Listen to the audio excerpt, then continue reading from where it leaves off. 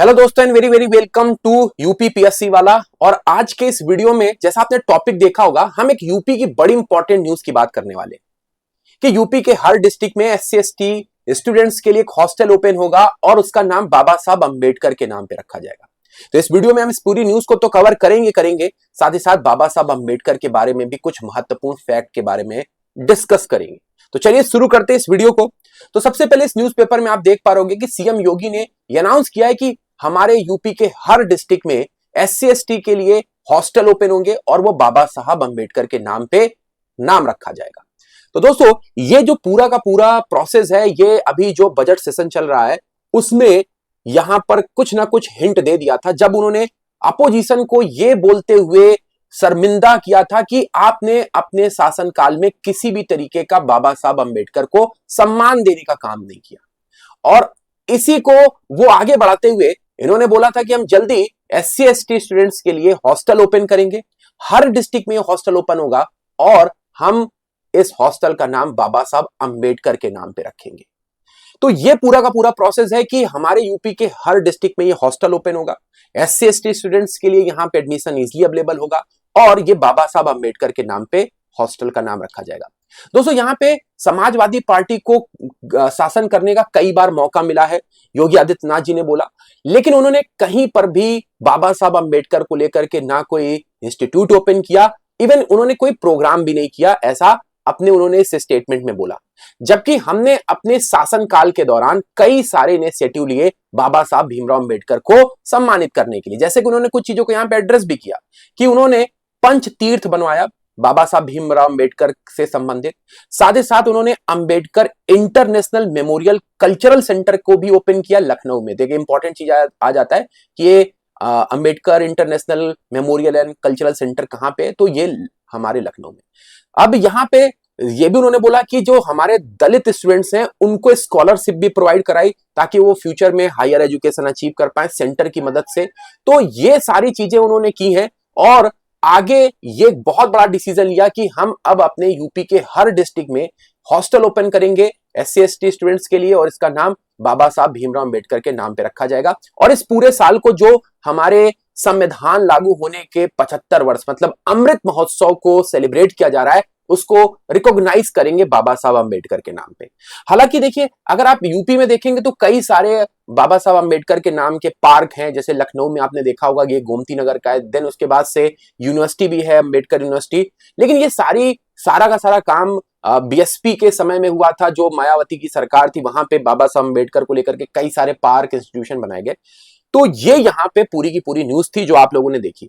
अब दोस्तों बाबा साहब अंबेडकर जो काफी ज्यादा आप देखते होंगे कि पॉलिटिकल पार्टीज उनके नाम का इस्तेमाल करती हैं, है ना, ये व्यक्तित्व क्या थे, तो इनके बारे में हम लोगों ने कई बार सुना होगा। तो कुछ इंपॉर्टेंट फैक्ट्स मैं भी आपको यहां पे बताना चाहूंगा कि बाबा साहब अंबेडकर जो कि यहां पर एक बहुत ही गरीब परिवार में जन्म लेते हैं और ये अपने माता पिता के 14वें और अंतिम बच्चे थे। ये मराठी थे, लेकिन इनका जन्म जो है वो मध्य प्रदेश के महो कैंट इलाके में हुआ था, जो इंदौर के पास में अभी है, लेकिन बाद में ये शिफ्ट हो गए थे महाराष्ट्र में, है ना। इनके फादर जो है वो एक ब्रिटिश इंडियन आर्मी में काम करते थे, इसी वजह से कैंट में, महो कैंट में इनका जन्म हुआ था।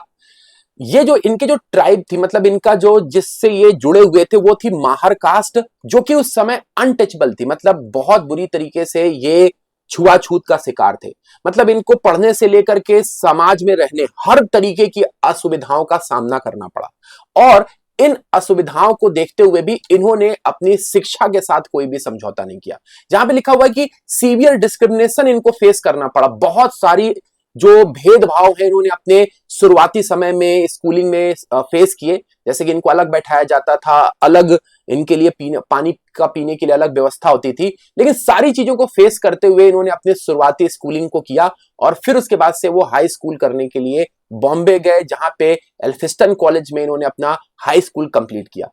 मुंबई से इनका हाई स्कूल होने के बाद ये हायर एजुकेशन के लिए इन्होंने जो बॉम्बे यूनिवर्सिटी है उसमें एडमिशन लिया और अपने मेरिट्स के आधार पे उस समय एडमिशन मिलता था। बीए उन्होंने वहां से कंप्लीट किया,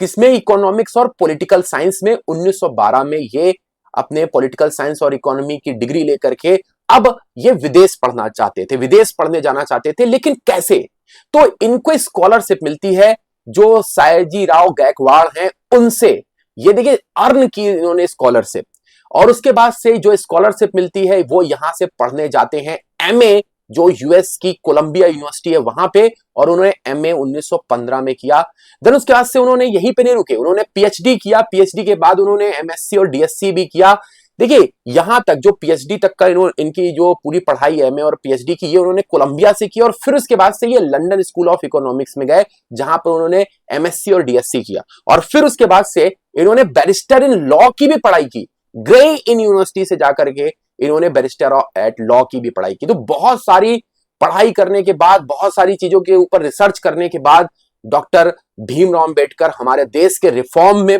पार्टिसिपेट करने लगे। इन्होंने जो जो डिस्क्रिमिनेशन सहा था उसके लिए लड़ाई करने लगे, और इन्होंने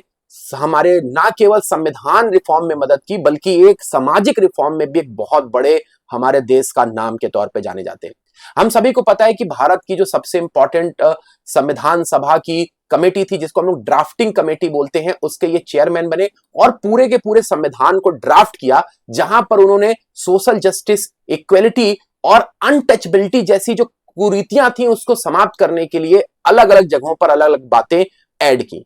है ना। सोशल रिफॉर्म में जैसा हम सभी को पता है कि किस तरीके से उन्होंने अपने शुरू की पढ़ाई की, उनको पता था कि भारत में ये सारी चीजें हमेशा से विद्यमान है और आगे भी चलती रहेंगी, इसलिए उन्होंने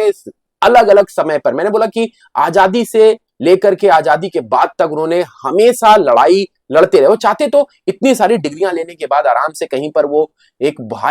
हाईली सैलरीड नौकरी कर सकते थे, लेकिन नहीं, उन्होंने अपनों के लिए लड़ा, है ना, अपनों के लिए लड़ा, और अपनी लड़ाई में उन्होंने हमेशा ध्यान रखा कि किसी और दूसरे भीमराव अंबेडकर को ये कष्ट ना उठाना पड़े और पढ़ाई में उनके किसी भी तरीके का कोई भी डिस्क्रिमिनेशन ना हो।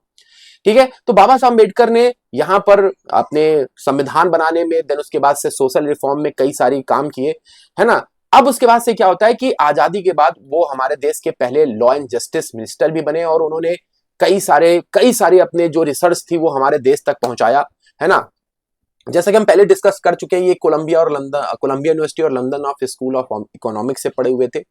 बाद में इन्होंने क्या हुआ, अपने लेटर लाइफ में इन्होंने बुद्धिज्म को अपना लिया, और यहाँ पे जो हिंदू कास्ट सिस्टम है उसको रिजेक्ट करने के लिए लोगों के सामने कि हिंदू कास्ट सिस्टम एक बहुत ही बड़ा हमारे समाज में एक बैरियर है, इसलिए उन्होंने बुद्धिज्म को अपनाया। और फिर उसके बाद से बाबा साहब अंबेडकर की जो विचारधारा है वो आज भी लोगों के मनों में दिखाई देती है, और इसका एक बहुत बड़ा एग्जाम्पल हमारे सामने दिखाई दे रहा है कि किस तरीके से हमारे यहाँ पे ये सारे के सारे इंस्टीट्यूशंस, अभी आप देखेंगे एक बहुत बड़ी जो खबर आ रही है कि अंबेडकर जी के नाम पर हमारे हॉस्टल्स का नाम रखा जा रहा है हर एक डिस्ट्रिक्ट में। तो ये थी पूरी की पूरी आज की न्यूज। आई होप आप लोगों ने इसको एंजॉय किया होगा। इसी तरीके से हमारे